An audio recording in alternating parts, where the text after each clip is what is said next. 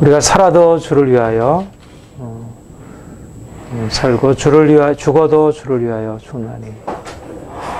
그러므로 우리 사나 죽으나 우리가 주의 것이로다. 우리의 삶의 목적은 주님이시고, 우리가 살든지 죽든지 우리의 몸에서 그리스도가 존귀케 되는 것, 그것이 우리의 소망입니다. 우리는 바로 예수님 때문에 인생에 의미가 있고요. 만약 예수님이 우리의 삶 가운데 계시지 않는다면, 또 만약 예수님이 우리의 삶을 친히 다스리시고 그분의 목적을 향해서 이끌어가지 않는다면 우리의 삶이 아무런 의미가 없을 것입니다. 주님이 우리를 살리셨고, 이제 주님이 우리를 살리신 목적은 우리 인생 전체가 그분을 위해 사는 것, 그분을 영화롭게 하는 것. 이를 위하여 그리스도께서 죽었다가 다시 사셨으니 곧 죽은 자와 산 자의 주가 되려 하심이라. 주님께서 죽으시고 다시 사신 목적이 바로 우리로 하여금 이제 사나 죽으나 우리가 주의 것 되는 인생, 우리가 주님을 기뻐하고 주님을 사랑하고 주님을 섬기는 그런 인생을 살게 하시기 위해서 주님이 죽으셨고 다시 살아나셨고, 우리가 이전에는 우리 자신을 위해서 살았지만 이제는 죽고 우리가 예수님과 함께 다시 살아서 이제는 예수님 그분을 우리가 기뻐하고 그분을 섬기고 그분의 이름을 드러내고, 그것이 주님이 죽으시고 다시 사신 목적이고, 주님이 이제 우리의 주가 되신 것입니다. 우리의 삶의 전체는 이제 주님을 섬기는데, 주님을 좀 더 기쁘게 섬기는데 우리가 드려져야 할 것입니다. 우리가 주님을 섬긴다는 것이 우리 인생을 존귀하게 하는 거라고 했습니다. 가장 높으신 그분을 섬길 때 우리가 그분과 함께 높이어지는 것이고, 우리 인생이 가치 있게 되는 것이고, 우리의 시선을 이 땅에다 두고 무엇을 먹을까, 무엇을 마실까, 그러니까 그런 인생을 살게 되면 우리 인생이 이제 그 정도의 가치를 가지고 있게 되지만, 우리가 주를 위하여 먹으면 우리가 먹는 것 가운데서도 우리가 주님을 경험할 수 있고, 우리 인생 전체가 바로 주님을 날마다 경험하는 삶이 되는 것입니다. 저는 사도 바울의 이 고백이 너무나 귀하게 여겨집니다. 빌립보서 1장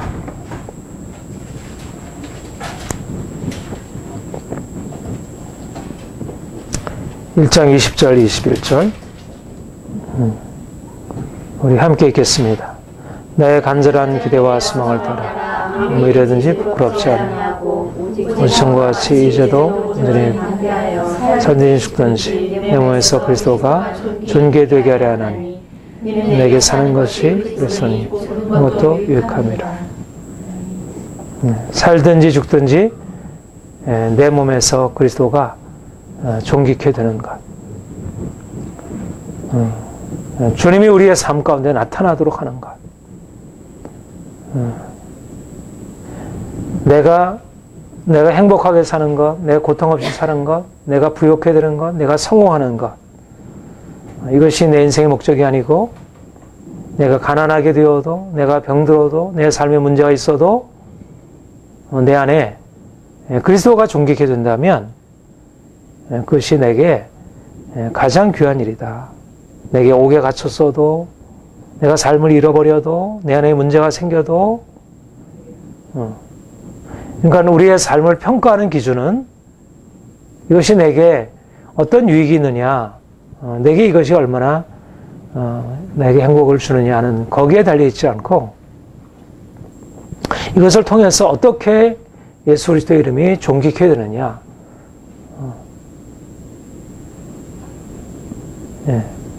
이것이 우리의 가치관의 변화이고요. 바로 그런 인생이 가장 값어치 있는 인생인 것입니다. 이렇게 생각하면 우리가 그야말로 우리의 삶의 여건이 그대로 우리의 삶이 여전히 문제가 있고 여전히 우리의 삶이 바뀐 것이 없을지라도 그것이 우리의 삶에 결코 해가 되지 않고 결코 문제가 되지 않는다는 것입니다. 우리가 이전에 추구하던 많은 인생의 목적들과 그것들은 대부분 험한 것들이고요. 그 자체가 나름대로 다 가치가 있지만 사람들이 그렇게 성공하고 그것으로 인해서 기뻐하고 자랑하지만 그러나 살든지 죽든지 내 몸에서 그리스도가 존귀케 되는 이 놀라운 인생의 비밀을 발견한 사람은 그리 많지 않은 것입니다. 어제 동아일보 신문에 유명한 턴기사에 한국을 빛낼 100명의 30대부터 한 50대까지 20대부터 그런 사람들이 나왔는데 세상에서 그렇게 성공적이고 사람들한테 인정을 받는 그런 아름다운 이름을 가지고 있는 사람들이 우리 주위에 수많은 사람들이 있습니다. 그것이 사람들에게 좋아 보이고 우리도 이렇게 살면 좋겠다 싶지만 그러나 그것보다 더 가치 있는 인생이 바로 우리에게 있는 것입니다. 우리에게.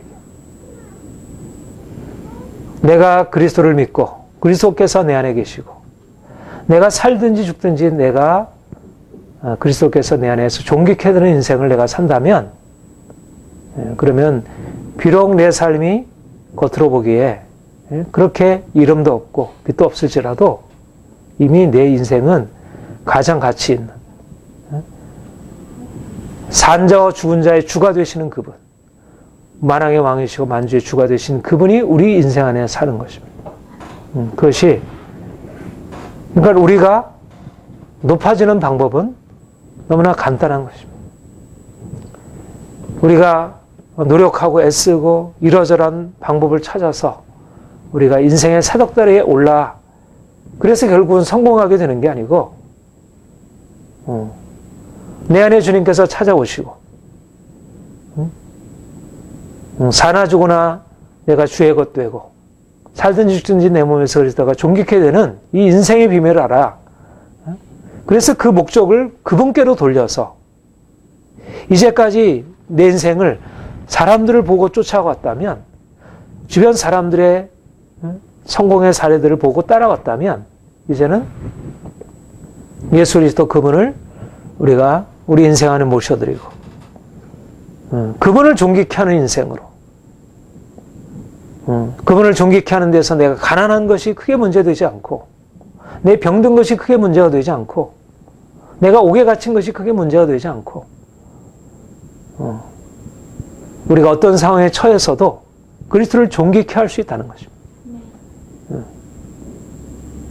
먹든지 마시든지 무엇을 하든지 우리의 삶 가운데서 그리스도가 영화롭게 되는 일이 일어날 수 있다는 것입니다.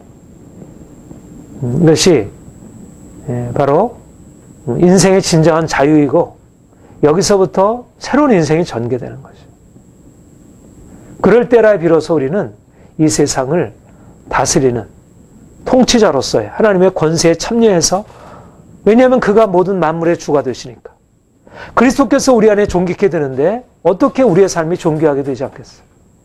그분이 온 땅을 다스리는 분이신데 내가 그분을 섬기고 그분을 영화롭게 하는데 어떻게 그분이 우리를 영화롭게 하지 않으시겠어요? 사람들은 내가 스스로 노력하고 이러저러한 방법을 쫓아서 내 인생에 성공을 찾고 있지만 그러나 주님께서 우리에게 말씀하는 것은 사나 죽으나 너희가 나와 하나 되어서 너 인생이 내 삶이 되고 내 인생이 너의 삶이 되어지는 내가 네 안에서 존귀케 되는 일이 일어나면 그러면 네 이름이 영원토록 빛날 것이다. 물론 사도 바울이 사역을 하는 동안 많은 사람들로부터 알려졌고 그 이름이 존귀해졌지만 그러나 수많은 당대의 많은 정치인들, 많은 사업가들, 많은 사람들 앞에 그런 무명의 한 죄수였습니다. 그러나 그 이름이 역사를 두고두고 모든 사람이 그를 알지 못하는 그들을 진정으로 제대로 깨닫지 못하는 사람까지도 그의 영향 아래 살고 있는 것입니다.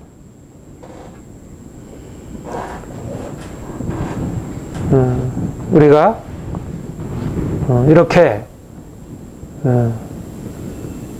주님께서 죽으시고 다시 사셔서 우리 인생 안에 허락하신 새로운 목적, 우리가 살든지 죽든지 내 몸에서 그리스도가 존귀케 되고 우리가 사나 죽으나 우리가 주의 것이로다. 그런 고백을 가지고 살아가는 사람들이 가장 가치 있는 가장 복된 인생을 살아갑니다. 저는 우리가 이 죽으시고 다시 사신 역사상에 누구도 죽고 다시 사신 분이 없는 것이에요. 오직 그분만이 유일하신 분이에요. 우리가 주를 위하여 산다는 것은 특별한 특권입니다. 우리가 그분을 섬기고 그분을 우리의 목적으로 삼는다는 것은 우리가 그분을 보지 않으면 어떻게 그분을 목적으로 삼을 수 있겠어요? 그 영광을 우리가 보니까 그것을 목적으로 삼을 수 있는 것이고 그것이 우리 인생을 다른 사람과 비교할 수 없는 초높은 지평으로 우리를 향하게 하는 거예요. 사람들은 눈에 보이는 성공과 행복을 추구하지만 우리는 눈에 보이는 행복과 성공을 넘어서 죽음을 이기시고 부활 승리하셔서 저 높은 곳에 오르시고 그 영원한 영광을 향해서 우리를 이끄시는 분, 그분을 향하여 우리 인생을 두고 살아가는 것입니다. 우리가 주님을 위한다는 것, 우리가 먹든지 마시든지 그 우리의 삶의 그 내용 그 자체가 중요한 게 아니라 그 안에 담겨 있는 내가 무엇을 하느냐보다 어떤 목적을 가지고 하느냐가 중요한 것입니다. 무엇을 하느냐보다 무엇을 위하여 하느냐가 중요한 것입니다. 내가 공부하는 것, 내가 일하는 것, 내가 사람을 만나는 것, 그 자체에 내 무엇을 했느냐가 아니라 어떤 음식을 먹었느냐가 아니라 어떤 집에 사느냐가 아니라 어떤 옷을 입었느냐가 아니라 무엇을 위하여 내가 주를 위하는가 아니면 자신을 위하는가, 내가 주님의 영광을 향하고 있는가 아니면 자신을 바라보고 있는가, 세상을 바라보고 있는가, 우리의 눈이 무엇을 향하고 있는가에 따라서 우리의 같은 일이 동일한 일이 그것이 영광스러운 일이 될 수 있고 그냥 지나가는 일이 될 수 있고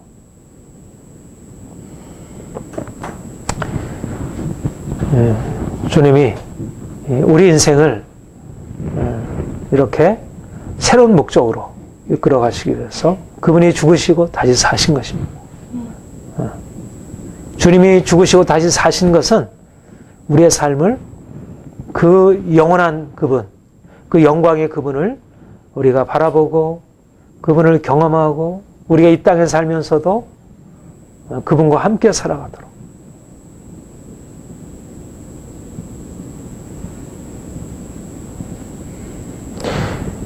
저는 지금 제가 논문을 쓰면서도 그런 생각을 많이 하게 됩니다. 많은 사람들이 이렇게 성경을 보고 나름대로의 연구를 하지만 그 정말 주님의 그 높으심과 위대하심과 그 영광이 얼마나 놀라운 것인지 그것을 잘 보지 못하는 것 같아요. 정말 그 주님을 위해서 산다는 것이 얼마나 놀라운 것인지. 그러니까 사람들이 가지고 있는 그 시선은 우리의 삶에 어떤 구체적으로 어떤 변화가 일어나는가, 거기에 초점이 맞춰져 있어요. 그런데 우리의 삶에 일어나는 변화보다 더 귀한 것은 우리가 그분을 향하여 있다는 것입니다. 우리의 눈이 그분을 보고 있다는 것입니다. 우리가 날마다 그분을 보고 알고 있다는 것입니다. 그게 우리의 인생에 일어난 놀라운 기적 중에 가장 큰 기적입니다. 어떻게 우리에게 죽음을 이기시고 다시 부활하신 그분이 우리에게 계시되고 우리가 그분을 알게 되고 우리가 그 사람들에게는 전혀 아무것도 아닌 것처럼 보여지는 그분이 우리의 삶의 중심이 되어지고 우리의 삶의 실체가 되어지고 우리가 그것을 향해 살아갈 수 있게 되었는지, 이게 기적이고 이게 놀라운 것이고요. 그것만큼 귀한 것이 없는 것입니다. 내가 어찌하여 내 형제를 판단하느냐? 어찌하여 내 형제를 없이 여기느냐? 우리가 다 하나님의 심판대 앞에 서리라. 여러분, 왜 사람들이 우리 앞에서 이제 이어지는 것이죠? 믿음이 연약한 자를 너희가 받되 그 의심하는 말을 비판하지 말라. 3절, 먹는 자는 먹지 않는 자를 없이 여기지 말고 먹지 못하는 자는 먹는 자를 판단하지 말라. 먹는 자는 먹지 않는 자를 없이 여기지 말고 먹지 못하는 자는 먹는 자를 판단하지 말라. 그러니까 복음의 자유로 얘기하는 사람은 먹지 못하는 사람을 판단하고 없이 여기고 또 어떤 율법적인 생각을 가지고 있는 사람은 자유롭게 먹는 사람을 또 판단하고, 이게 이제 로마 교회 안에 있는 하나의 이제 갈등이었다, 그렇게 얘기를 했습니다. 근데 왜 이런 교회 안에서, 공동체 안에서 이런 서로 판단하고 업신여긴 일이 일어나는가? 가장 중요한 이유는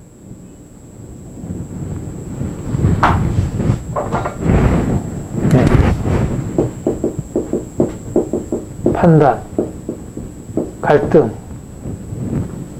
분열, 이것은 아직 죽지 않은 것입니다. 아직 살아있는 것입니다. 내가 주가 되어 있는 것입니다. 주님이 아니라 내가 가지고 있는 것이 상대방을 판단하게 하고 정죄하게 하고 업신여기게 하고 자기 기준을 가지고, 그래서 서로 갈등하고 싸우게 되는 것입니다.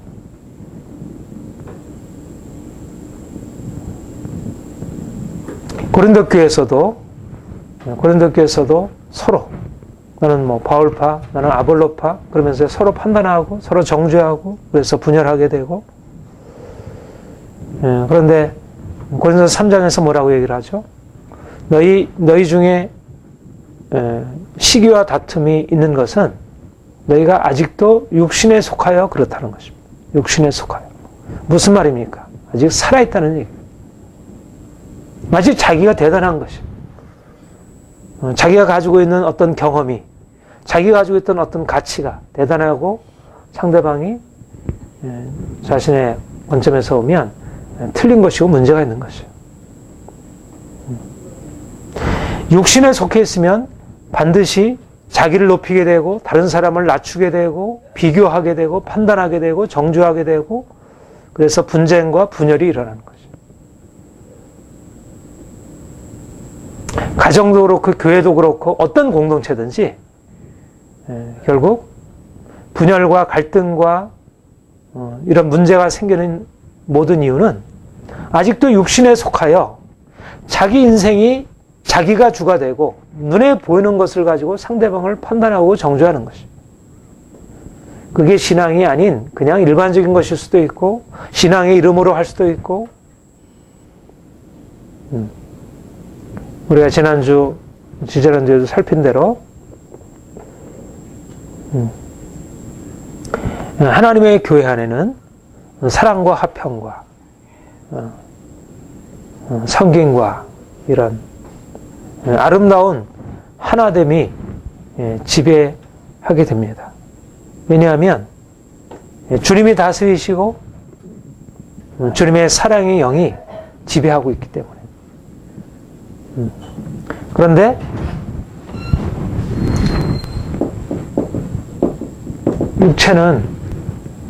육체에 속한 것으로서는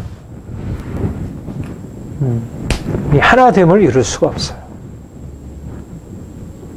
그러니까 영적인 것이, 우리가 더 영적인 경험을 가지고 신앙이 성장하고 오히려 그런 것이 서로를 판단하게 만드는, 여기도 그렇잖아요. 사실 이게 그냥 싸우게 된 것이 아니잖아. 영적인 것으로 싸우는 거잖아요. 하나님 말씀에 따라서 상대방을 정죄하고 판단하는 것이. 성경을 가지고 자기 신앙의 경험을 가지고 말씀의 이름으로 상대방을 정죄하는 것이.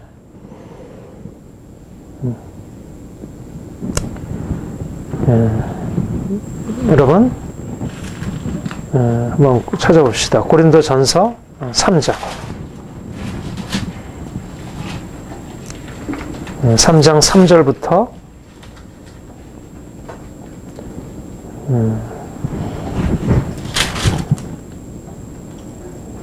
7절까지 같이 한번 읽겠습니다. 너희가 아직도 육신에 속한 자로다. 너희 가운데 시기와 분쟁이 있으니 어찌 육신에 속하여 사람을 따라 행함이 아니라.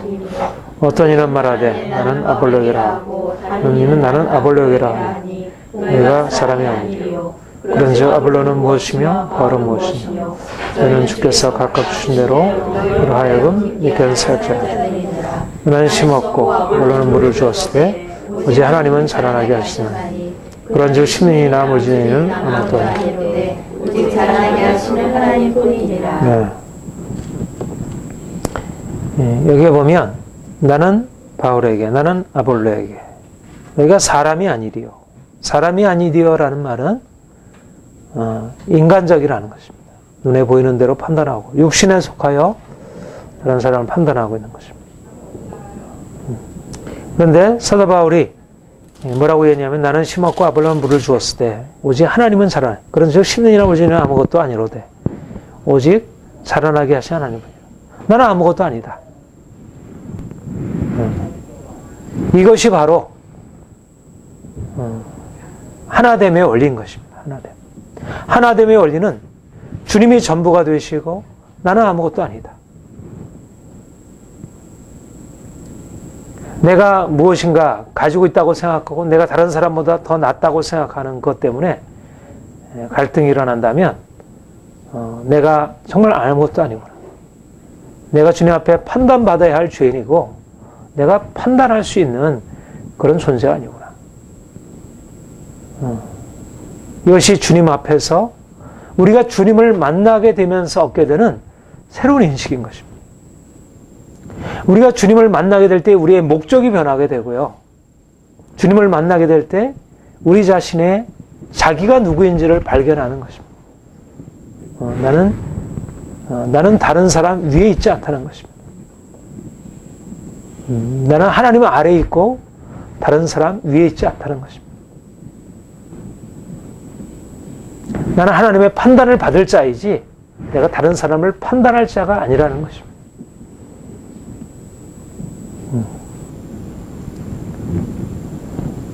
그러니까 주님을 우리가 더 깊이 알아갈수록 우리가 사람에게 대해서도 겸손해지는 것이에요. 왜 우리가 상대방에 대해서 이렇게 판단하고 정죄하고 왜 무시하게 되고 상대방을 그렇게 존중할 수 없는가? 우리가 하나님을 만나지 못함으로 내가 높아 있는 것이에요. 그런데 주님이 우리를 낮추심으로 이제 뭐라 그래? 우리가 다 하나님의 심판대 앞에 서리라. 어찌하여 네 형제를 판단하며 어찌하여 네 형제를 업신여기냐. 내가 다른 사람을 판단하거나 업신여길 때는 상대방을 바라보고 있잖아요. 그렇죠? 근데 사도 바울이 무엇을 지시하고 있어요? 하나님의 심판대 앞에 서리라. 하나님의 심판대를 지시하고 있는 것입니다. 내가 심판자로서 상대방을 판단하고 업신여기는 자리에 있는 사람을 향하여 하나님의 심판대를 지시하는 거예요. 나는 판단자가 아니고 나는 판단받아야 할 존재인 것입니다. 이것이 바로 우리가 주님을 만나면서 근본적으로 우리 존재를 바로 인식하는 거예요. 내가 주님을 만나기 전까지는 내가 가지고 있는 경험으로, 내가 가지고 있는 지식으로, 내가 가지고 있는 능력으로 나보다 못한 사람을 무시하고 판단하고 그런 식으로 우리의 삶의 질서를 세워가려고 했어요. 그게 뭐 인생, 그럴 수밖에 없는 것이고 세상은 그런 것이고. 그래서 무엇인가 다른 사람보다 가지고 있는 사람은 당연히 다른 사람들을 업신여길 수도 있고 판단할 수도 있고. 근데 우리가 주님을 알게 되면서 내가 더 이상 그런 판단할 자리에 서 있지 않다는 사실을 발견하는 거예요. 나는 그 크신 하나님 앞에서 그 심판 되신 그분 앞에 서 있는 존재라는 사실을, 우리가 똑같은 죄인이라는 사실을, 내가 정죄하는 자나 정죄하고 있는 나나 똑같은 죄인이라는 사실을 발견하고, 그러니까 이제는 내가 감히 나와 상대방을 구별해서 너는 잘못했고 나는 잘했고 그렇게 구별해서 살아갈 수 없다는 것을 발견하는 것입니다. 바리새인이 하나님을 알지 못하니까 하나님이여, 저 사람은 저렇게 죄 가운데 있는데 나는 하나님 앞에서 이렇게 의인으로 살아갈 수 있겠으니 감사합니다. 하나님을 만나지 못한 증거입니다. 상대방을 무시하고 행하는 사람은 그 크신 하나님 옆에 서 있지 않기 때문에 그런 것이에요. 말하자면 내가 다른 사람에 대해서 교만하고 다른 사람을 그렇게 누르고 하는 것은 아직 하나님께 대한 바른 인식이 없다는 것이에요.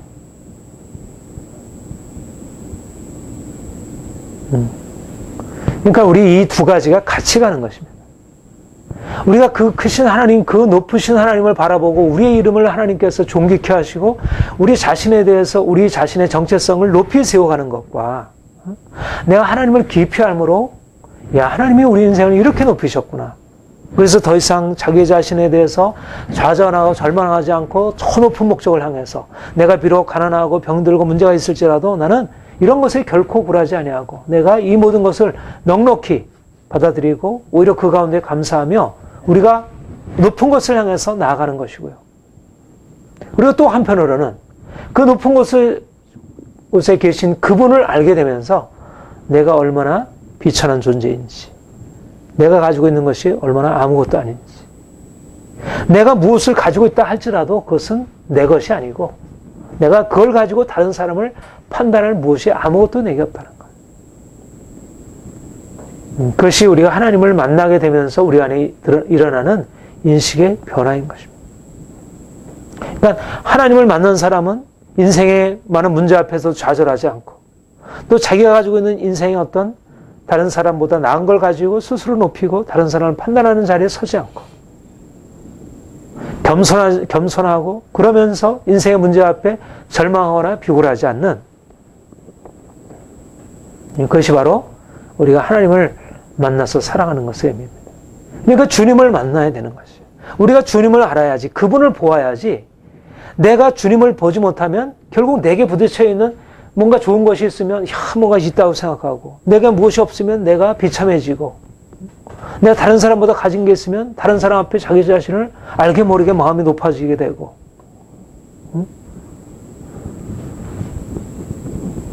근데 주님을 만나게 되면서 내 인생이 우리가 눈으로 보는 것과 너무 다른 것을 알게 되는 것이죠. 우리는 결코 자기 자신을 자랑할 수 없는 존재이고 다른 사람을 무시할 수 없는 존재입니다. 내가 아무리 다른 사람보다 나은 것이 있다 하더라도 그것은 내 것이 아니고 다 하나님께로부터 온 것이고, 그러니까 우리가 사람의 판단에 대해서도 좌우되지 않고 사람이 나를 뭐라고 판단하든 하나님이 나를 판단하실 것이라는 사실 앞에 내가 자유롭고, 사도 바울이 그렇게 얘기를 하죠. 그 조금 뒤에 고린도전서 4장 보면 4장 3절 4절에 그렇게 얘기를 하죠. 같이 읽겠습니다. 너에게나 다른 사람에게나 판단받는 것이 내게는 매우 작은 일이라. 나도 나를 판단치 아니하나. 내가 자책할 아무것도 깨닫지 못하나. 그러나 이를 인하여 의롭다 하시를 얻지 못하나. 다만 나를 판단하시는 이를 주시니라. 네. 다른 사람의 판단에 대해서 좌우되지 않는 것입니다. 네.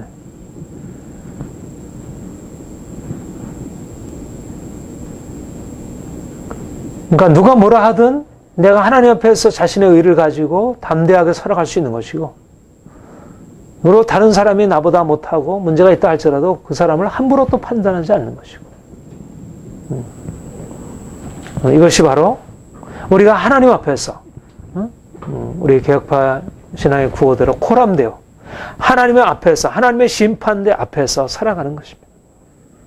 내가 감히 다른 사람을 판단하는 위치에 서 있지 않고 내가 낮은 자리에서 하나님의 판단받아야 할 죄인이라는 사실을 알고 그분 앞에 살아가는 것입니다. 우리가 다 하나님의 심판대 앞에 서리라. 이것이 우리 인생은 무엇인가? 우리가 이 땅에 살아가는 삶의 의미는 무엇인가? 그것은 하나님의 심판대 앞에서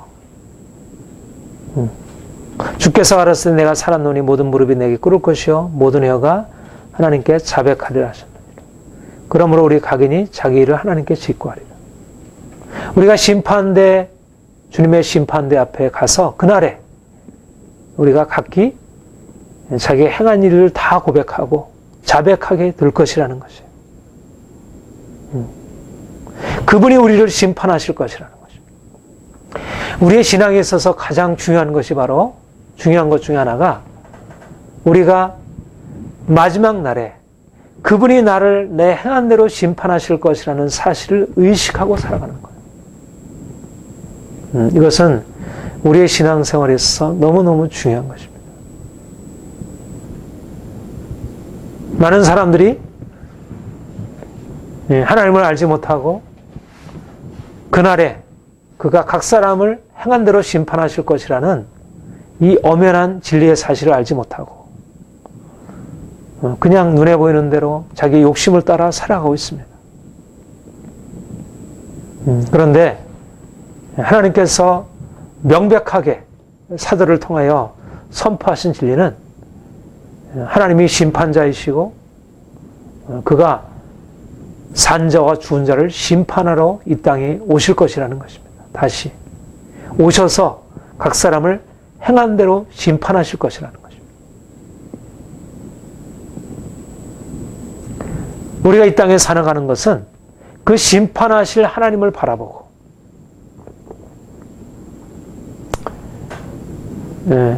우리 학교 다니면 공부를 해서 시험을 보잖아요. 성적이 평가를 받잖아요. 너는 공부를 잘했어. 너는 낙제. 너는 우수해. 너는 최우수상. 우리 학교 다니면서 자기 성적은 굉장히 민감한 일이잖아요. 그렇죠? 우리 아이들도, 우리 학생들도 보면, 이 성적이 어떻게 평가되는 것은 굉장히, 적어도 그 학생 시절의 성적은 뭐 절대적이지 않지만, 그러나 적어도 학생이라는 그 아이덴티티로서는 가장 큰 자기 자신을 평가하는 것입니다. 학생은 그 평가를 바라보고 의식하고 살아가야 돼요. 그렇죠? 그래서 열심히 강의를 들어야 하고 또 과제를 열심히 해야 하고 그래서 결국 시험을 잘 치러야 합니다. 말하자면 그 평가가 두려워야 돼. 내가 평가에 대해서 떨어질까 봐, 좋은 성적 못 받을까 봐 두려워해야지. 그것에 대해서 아무렇지도 않다면 그거는 뭔가 문제가 있는 학생이에요. 그렇죠? 그럼 평가는 좋은 건가 나쁜 건가? 평가가 없다면 사람들이, 우리 학생들도 그렇게 얘기를 해요. 학교 다니는 건 너무 좋은데요. 강의도 좋고 다 좋은데 이게 과제물이랑 이거 아주 시험 때문에 아주 힘들다고. 나이 드신 분들이 공부를 하려니까 시험 치고 하려니까 얼마나 힘들어요. 근데 시험을 안 치르게 되면 제대로 공부가 안 되는 거예요. 공부가 안 되는 거죠. 그리고 결국은 평가해서 옳고 그름, 잘하고 잘못한 것을 가려낼 필요가 있어요. 그런데 주님이 우리에게 그렇게 말씀하셔요. 우리가 이 땅에 사는 동안도 여러 많은 그 시험과 평가 앞에서 우리 자신을 계속 점검하면서 인생은 결국 계속 평가와 시험을 보고 평가를 받고 살아가는 거잖아요. 그게 결국 인생입니다. 이러저러한 가정 안에서, 직장에서, 우리의 삶에서 끊임없이 평가를 받고 잘한 사람은 높이 오르고 안 된 사람은 또 탈락하고 인생은 끊임없는 평가의 과정입니다. 그런데 많은 사람들은 이렇게 내가 학교 들어가서 평가를 받고 사회에 나와서 직장에서 이러저러한 평가를 받고 하는 것에 대해서는 의식하고 그 평가를 잘 받기 위해서 자녀들에게 열심히 공부를 시키고 이러저러한 어떤 재능을 그들에게 가르치려고 하고 그래서 좋은 평가를 받아가지고 그들이 그런 사람을 성공적인 인생이라고 얘기를 하잖아요. 그런데 주님께서 우리에게 성공적인 인생을 다르게 정의하고 있다는 것입니다. 성공적인 인생은 여기서 평가가 되지 않는다는 거예요. 지금 여기서 우리가 어떻게 살아서 사람들로부터 좋은 평가를 받았느냐가 성공적인 인생을 말하지 않는다는 것입니다. 내가 이 땅에서는 성공적인 인생을 사람들로부터 좋은 평가를 받아서 내가 높은 지위에 오르고 삶이 여러 가지로 많은 유익을 얻었다 할지라도 마지막 심판에서 산자와 죽은 자를 심판하실 그분 앞에서 우리가 각기 자기가 한 일을 다 고백할 텐데 하나도 남김없이 내가 한 일에 대해서 다 고백하게 될 텐데 그때 우리가 하나님 앞에서 어떤 평가를 받게 되느냐 이게 그 사람의 성공과 실패를 말해주고 있다는 것이에요. 중요한 것은 우리가 이 땅에서 사람들이 나를 어떻게 평가해서 내가 그로 인해서 여러 가지 삶의 유익을 누리냐가 아니고 하나님이 지금 나를 어떻게 평가하느냐가 그리고 그날에 그분이 나를 어떻게 평가하실 것인가 그게 중요하다는 것입니다. 그런데 사람들이 안타까운 것은 하나님의 심판대가 기다리고 있다는 사실을 알지 못하는 거예요. 지금 당장 이러저러한 자신의 현실적인 삶에 이러저러한 평가가 있고 그것을 통해서 자기가 뭔가 부끄러움을 당하기도 하고 자기가 칭찬을 받기도 한다는 사실에 대해서는 의식을 하면서 그 좋은 평가를 받기 위해서 상을 받기 위해서 그렇게 애쓰고 노력하지만 정작 가장 중요한 마지막 평가 아무리 앞에 중간고사 모의고사 아무리 수능 다 해도 마지막 본고사에서 실패하면 실패한 거잖아요. 그렇죠? 앞에 아무리 좋은 성적 거두면 뭐예요? 마지막 성적을 잘 거둬야지. 중요한 것은 하나님의 심판대 앞에서 어떻게 서느냐는 것입니다. 어떻게 평가를 받을 그가 우리를 판단하실 그날에 우리가 어떻게 평가를 받을 것인가. 우리는 이 땅에서 살아가고 있지만 이 땅에서의 평가를 우리의 삶의 목표로 두지 아니하고 그날에 우리를 평가하실 그분의 목적을 향해서 살아가는 사람들입니다. 그런 면에서 우리의 삶의 방향은 같지 않은 것이에요. 그때 그분이 우리를 어떻게 평가하실 것을 바라보고 이 땅에서 수치를 당할 수도 있고 이 땅에서 내가 가지고 있는 모든 성공과 사람들로부터 인정을 다 내려놓을 수도 있고 사도 바울이 그런 삶을 살았다. 하나님의 심판대를 기억하고 살아가는 사람들이 지혜로운 사람입니다. 하나님의 심판대 앞에 서도록 내가 날마다 그 심판대 앞에 서도록 부지런히 준비하고 그것에 맞춰서 살아가는 게 지혜로운 것이에요. 당장에 내 눈앞에 보여지는 성공을 쫓아가는 게 아니고 우리 자녀들도 사실 그런 지향으로 아이들을 키워줘야 하고 하나님의 심판, 코람데오 하나님의 심판대를 바라보고 의식하고 살아가는 사람 종교개혁자들은 루터도 그렇고 칼빈도 그렇고 다 그런 믿음으로 살았어요. 그래서 그들의 신앙이 세상 사람들과 같지 않았던 것이에요. 그들이 이 세상에서 나름대로 열심히 일하고 성공적인 인생을 살았다 할지라도 청교도들은 그들은 삶의 목적을 이 땅에 두지 않았어요. 우리 철로역정 보듯이. 하나님의 심판대 앞에 어떻게 설 것인가 그게 중요한 것입니다. 그렇기 때문에 하나님의 심판대 앞에 서게 되니까 결국은 뭐가 중요합니까? 결국 그리스도의 십자가가 중요한 것이에요. 십자가 외에는 그 심판대에 설 수 없으니까. 이게 종교개혁자들의 가르침입니다. 마지막 심판에 무엇으로 그 앞에 설 수 있을까? 만세반서 열리니 내가 들어갑니다.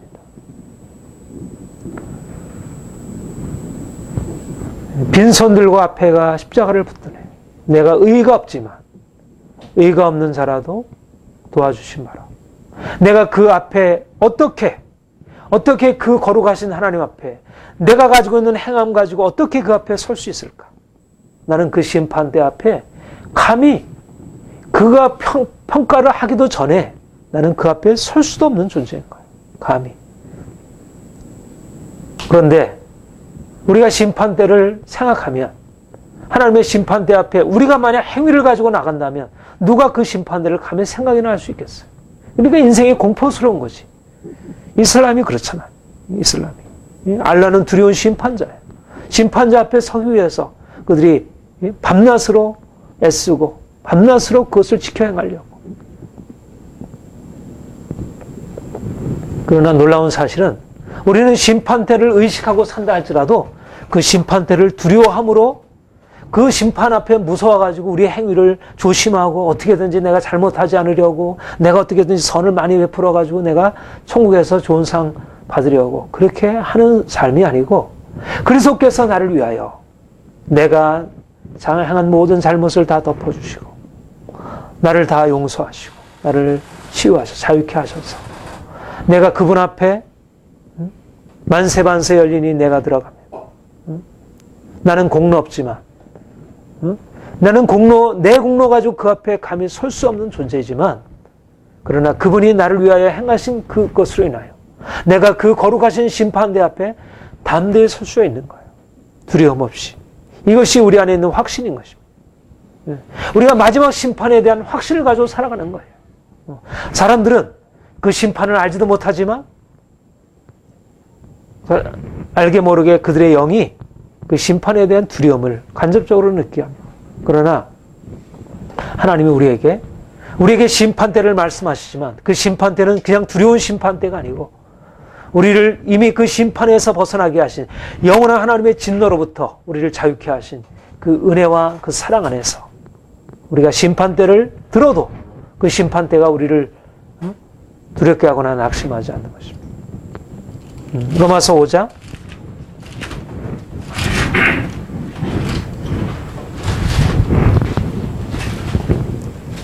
1절 2절 같이 읽겠습니다. 그러므로 우리가 믿음으로 의롭다 하심을 얻었은즉 우리 주 예수 그리스도로 말미암아 하나님으로 더불어 한 평을 누리자.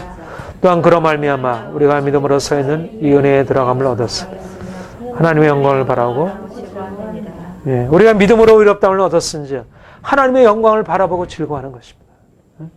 하나님의 영광이 우리를 위해서 예비해 두었다는 사실을 바라보고 즐거워하는 것. 그 다음에 9절 같이 읽겠습니다. 그러면 우리가 그 피로 인하여 의롭다함을 얻었은즉 더욱 그로 말미암아 신노하심에서 구원을 얻을 것. 우리가 그 피로 인하여 의롭다 하심을 얻었기 때문에 이제 장차 우리가 심판대 앞에 서서도 우리가 진노에서 구원을 얻을 것을 확신할 수 있는 것입니다. 이것이 개신교의 교리입니다. 제가 지금 바로 이 부분을 다루고 있는데 캐톨릭과 개신교의 가장 근본적인 교리의 차이는 우리는 이미 심판에서 벗어난 자라는 것입니다. 심판대 앞에 서지만 그 심판은 우리의 운명이 어떻게 될지 알지 못하는, 내가 떨어질지 합격할지를 알지 못하는 그러한 불안한 심판이 아니고 이미 우리는 의롭다 하심을 얻은 자이고 이미 하나님의 영광을 바라보고 즐거워하는 것입니다. 그때 내가 잘 서기 위해서 어떻게든지 잘 내 삶을 이렇게 바꾸어서 뭔가 그때 인정받으려고 노력하는 게 아니고 주님이 우리를 그 피로 이미 다 속죄하셨기 때문에 우리가 그 안에서 그 피를 인하여 의롭다함을 얻었은즉 더욱 그로 말미암아 진노에서 구원을 얻을 것이라. 죽으심을 말미암아 하나님은 화목되었은즉 화목된 자로서 더욱 그의 살아심을 인하여 구원을 얻을 것이라. 우리가 그날에 얻을 그 심판 앞에서 우리가 주님의 칭찬을 받을 것을 우리가 믿고 살아가는 것입니다.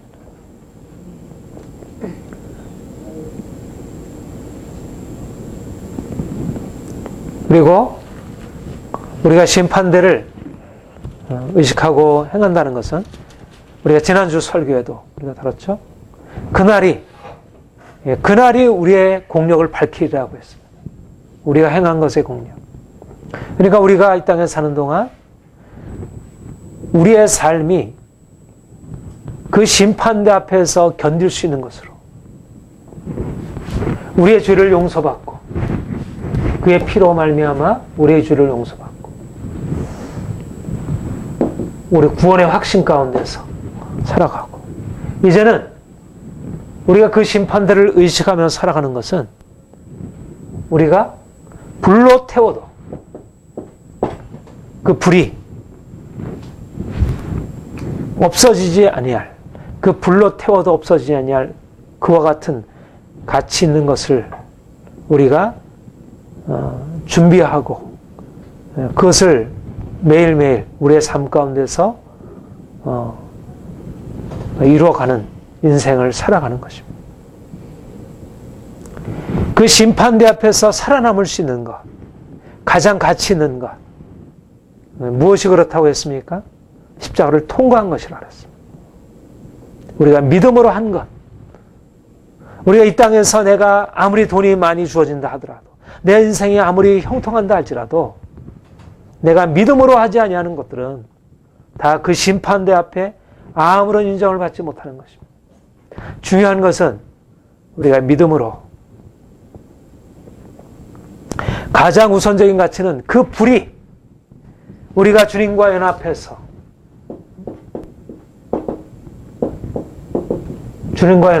우리가 죽고 주님이 우리 안에 사시는 우리가 날마다 그분이 우리에게 허락하신 새로운 생명의 능력으로 살아가는 것입니다. 그게 바로 우리를 심판대 앞에 세워가는 것이에요. 우리가 이 땅에 속한 것을 추구하고 이 세상 욕심을 추구하고 이 세상 자랑을 추구하고 사는 삶에서 이제는 그 영원한 영광을 바라보고 우리가 세상 욕심 내려놓고 세상 자랑 내려놓고 영원한 영광을 추구하며 살 때 우리가 그 심판대 앞에서 가장 보배롭고 값진 것을 준비하고 살아가는 것이에요.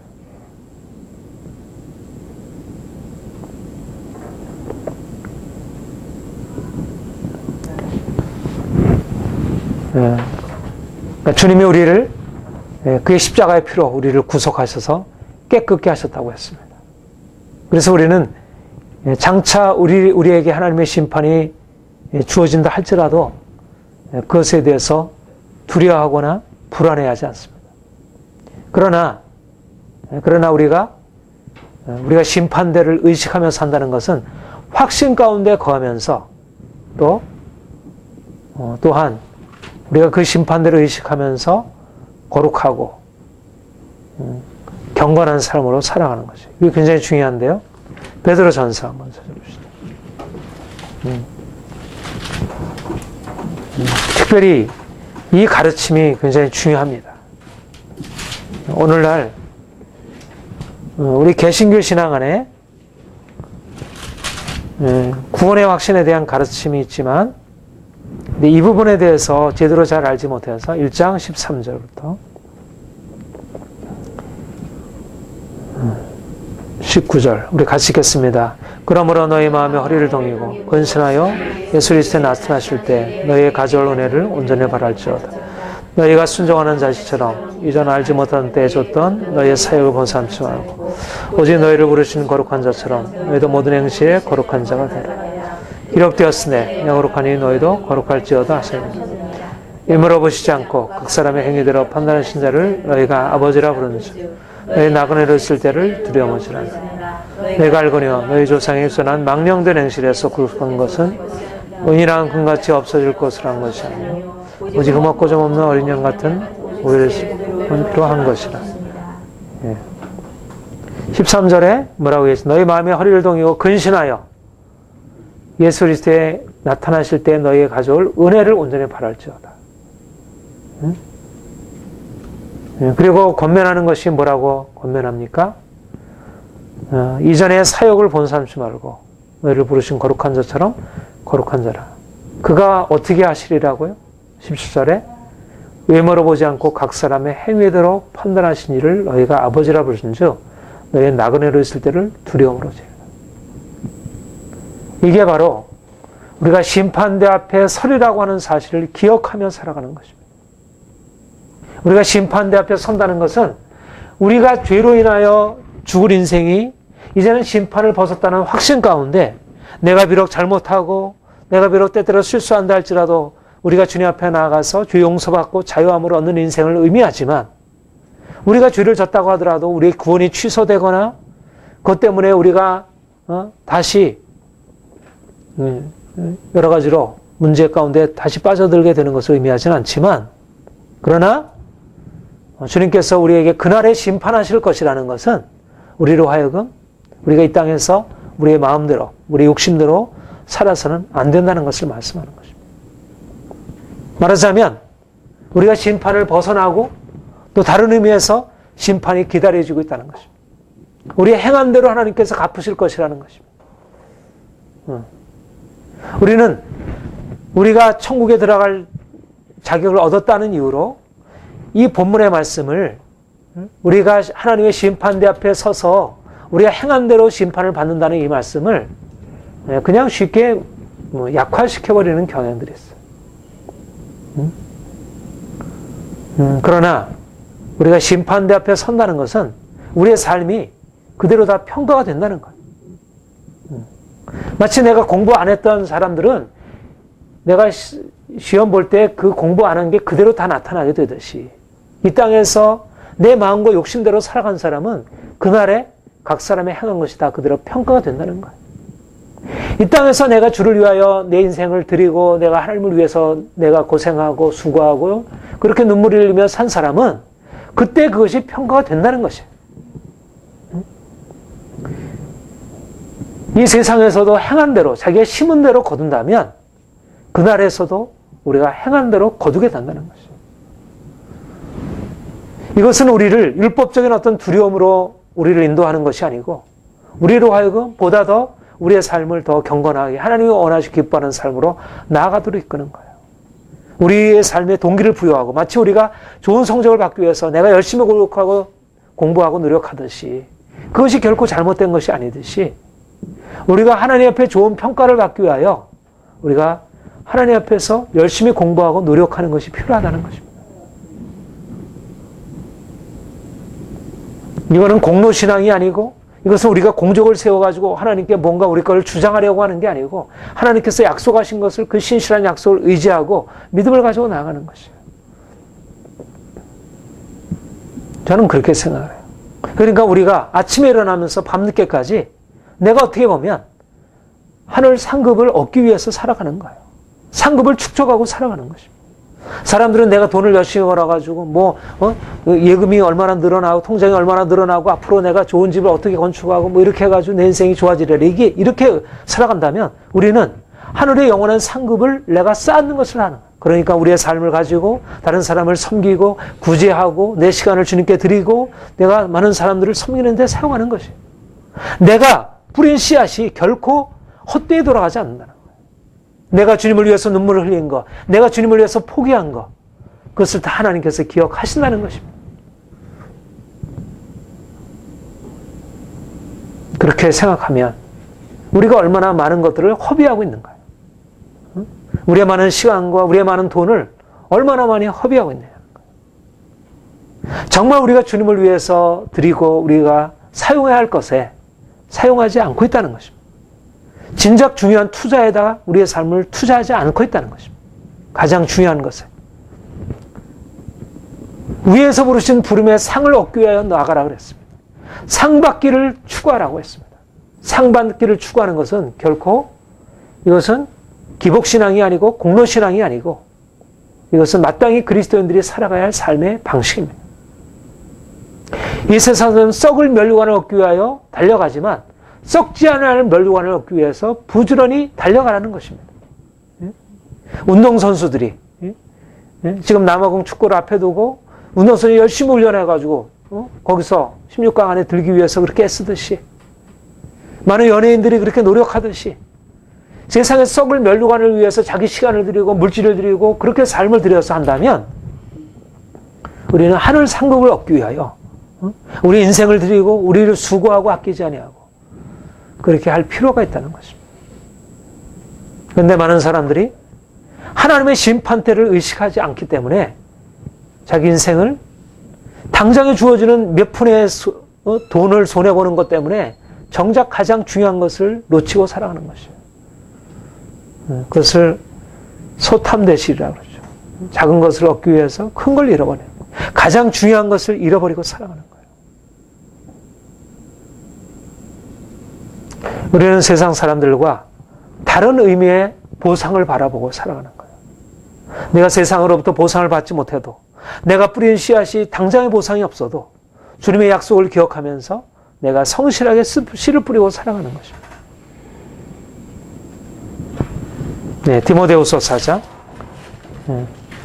우리가 잘 아는 말씀이죠.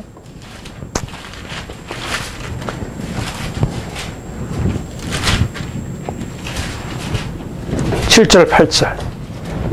같이 읽겠습니다. 내가 선한 싸움을 싸우고 나의 달려갈 길을 마치고 믿음을 지켰으니 이제부로는 나를 위하여 의의 멸관이 예비되었습니다. 주 곧 의로운 재판장이 그의 나라 내게 주실 것이니 내게만 아니라 주의 나타나심을 사모하는 네. 이러한 소망을 가지고 믿음의 선한 경주를 인내로서 경주하는 것입니다. 앞에 있는 그 의의 면류관, 나를 위하여 예비되어 주신 그 영원한 그 상급을 바라보고 우리가 상 받기 위하여, 하늘의 상 받기 위해서 선한 싸움을 싸우고 고난을 받으며 다른 사람이 가지 않은 길을 가는 것이에요.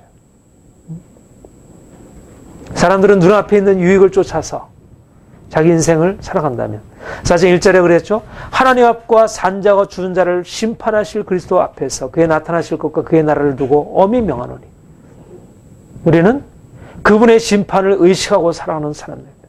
그 면류관을 바라보고 살아가는 사람들이에요. 저는 우리가 이제까지 살아온 인생이 설사 여러 가지로 이러저러한 우리가 깨닫지 못해서 인생을 허비해왔다 할지라도 이제 남은 인생을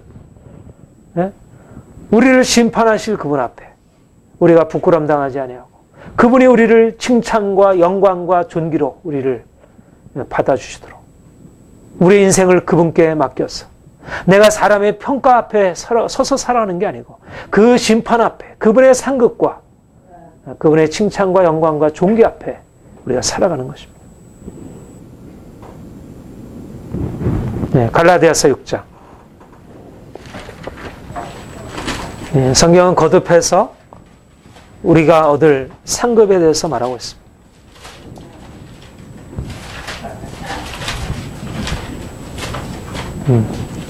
자기 육체를 위하여 심는 자는 6장 8절 같이 읽겠습니다. 자기 육체를 위하여 심는 자는 육체로부터 썩어질 것을 거두고 정령을 위하여 심는 자는 정령으로부터 영생을 거두고. 아멘. 예. 7절에 보면 스스로 속이지 말라. 하나님은 만월의 여김을 받지 아니하시나 사람이 무엇으로 심든지 그대로 거두리라. 이 세상을 위하여 자기를 위하여 살아가는 사람들은 그날에 그런 열매를 거둘 것이고, 영을 위하여 심는 사람은 그날에 영생을 거두리라. 심는 대로 거두리라. 하나님은 결코 만월의 여김을 받지 아니하리라.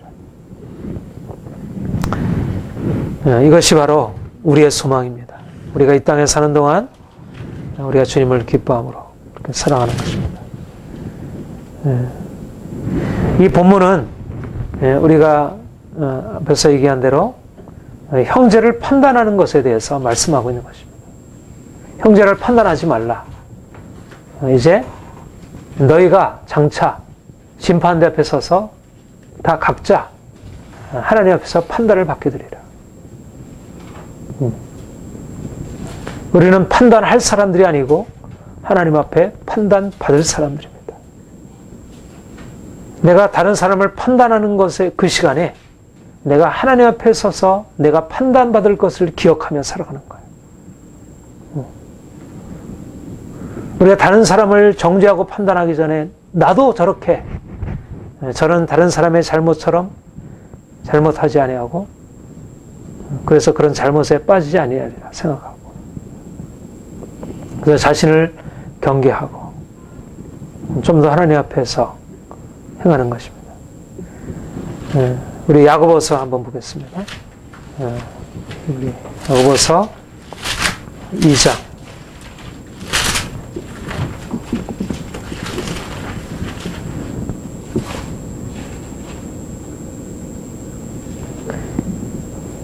13절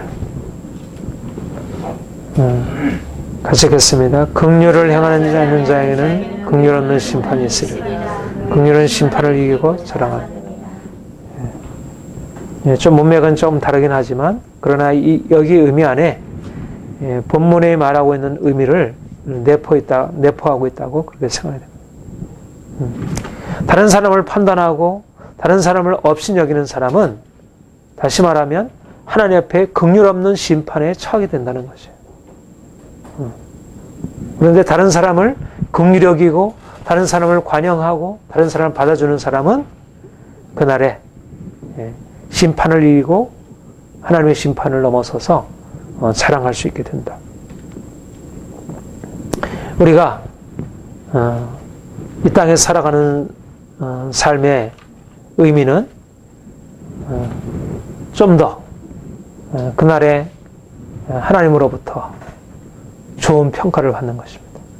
하나님이 야 정말 너희가 수고했구나.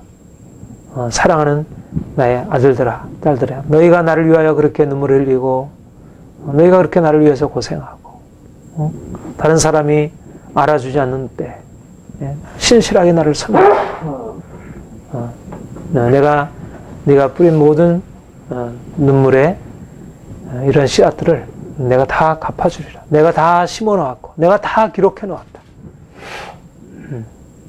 우리가 주님이 우리를 그렇게 바라보실 것을 그렇게 칭찬하실 것을 바라보고 우리의 매일매일의 씨앗을 뿌리고 살아가는 것입니다. 내가 다른 사람으로부터 어떤 평가를 받든지 그게 중요하지 않고 하나님이 그날에 나를 평가하실 것을 바라보고 우리 아까 갈라디아서 6장 그 본문 그렇게 얘기를 하죠.